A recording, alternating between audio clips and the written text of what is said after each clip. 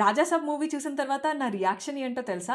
Disclaimer, ఇది review video కాదు, reaction video. అంటే మూవీ చూస్తున్నంత సేపు చూసిన తర్వాత నేను ఏం ఫీల్ అయ్యాను అనేది. ఫస్ట్ ఆఫ్ ఆల్ ఈ మూవీలో నేను బాగా కనెక్ట్ అయిన పాయింట్స్ ఏమున్నాయో అవి చెప్తాను. టైటిల్ ద రాజాసాబ్ చాలా బాగా సెట్ అయింది. మన రాజు గారికి పర్ఫెక్ట్ గా సెట్ అయ్యే టైటిల్ ఇది. ఎస్పెషల్లీ దాది క్యారెక్టర్ రాజాసాబ్ రాజాసాబ్ అని పిలిచేటప్పుడు మస్త్ ఫీల్ ఉండే. Prabhas looks cool in this movie. Especially last fight లో ఆ కట్అవుట్ ఎలివేషన్ మాత్రం నెక్స్ట్ లెవెల్.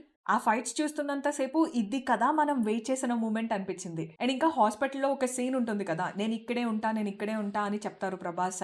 ఆ సీన్ లో యాక్టింగ్ అయితే పీక్స్ అసలు. బామ్మ క్యారెక్టర్ లో చేసిన జరీనా వహాబ్, ఇంకా బామ్మ యంగ్ క్యారెక్టర్ చేసిన యాక్టర్ ఉన్నారు కదా, ఇద్దరు కూడా రాయల్ గా పర్ఫెక్ట్ గా సెట్ అయ్యారు ఆ రోల్ కి. నచ్చే నచ్చే సాంగ్ ఉంది కదా, చాలా నచ్చేసింది. నా ప్లేలిస్ట్ లో అయితే లూప్ లో ప్లే అవుతుంది.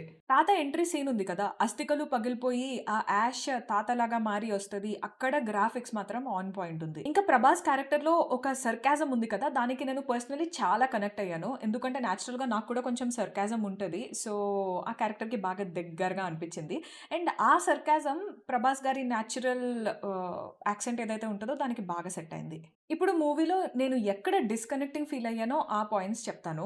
ముందు చెప్పాను కదా ప్రభాస్ లుక్స్ చాలా బాగున్నాయని. అయితే ఆ లుక్స్ని ఇంకా మూవీ స్టార్టింగ్ నుంచి కూడా బాగా ఎలివేట్ చేసి ఉంటే బాగుండేది అనిపించింది.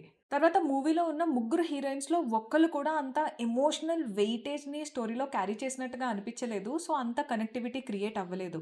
అయినా మనలో మన మాట, యాక్చువల్గా స్క్రీన్ మీద ప్రభాస్ గారు ఉంటే ఇంకా హీరోయిన్స్ని ఏం చూస్తాంలే.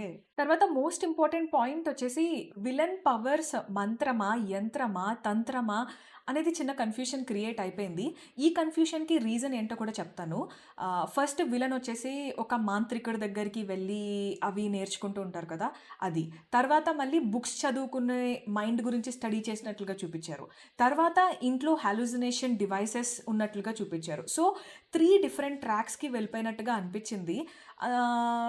ఒక సింగిల్ ట్రాక్లో ఉంటే కనుక సింపుల్గా స్టోరీ అర్థమై ఉండేది అందరి ఆడియన్స్కి అనిపించింది నాకు.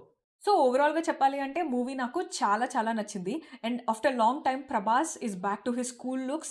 అండ్ ఆ సర్కాస్టిక్ డైలాగ్స్ ఉన్నాయి కదా, తాత వైర్ కొరికేసినట్టున్నాడు, తర్వాత రండి పరిచయం చేస్తాను, చూస్తారేంట్రా పరిగెత్తండి, ఈ డైలాగ్స్ అయితే మైండ్లోకి వెళ్ళిపోవట్లేదు. యాక్చువల్గా నేను మూవీ సెకండ్ డేనే వెళ్ళి చూశాను. అప్పటికి కొన్ని సీన్స్ యాడ్ చేయలేదు.